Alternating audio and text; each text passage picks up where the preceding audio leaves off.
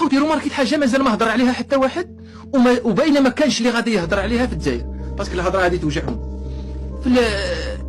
في 58 المغرب لعبت كما نقولوا كونتر الجزائر، والجزائر انذاك غير معترف به دوليا، والاتحاد الدولي لكره القدم صدروا عقوبات ضد المغرب، والمغرب تقبلوا العقوبات نورمال، قال لك من اجل خوا باسكو ما عندهمش فايده في البارتي هذيك تاع البارون، ما راح يدوا والو، وهما على بالهم باللي غادي تصدروا عقوبات ضدهم.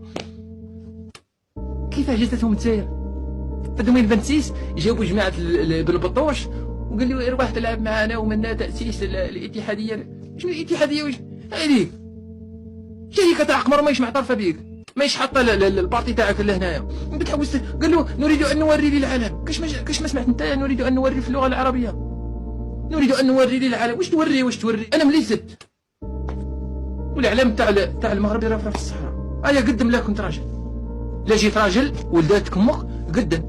هنا تفهم باللي المغرب مان بكري صافي لونطو، وهو توجور يدعي للسلم والسلام، والجزائر هي سرطان تاع شمال افريقيا، قسما بالله غير سرطان.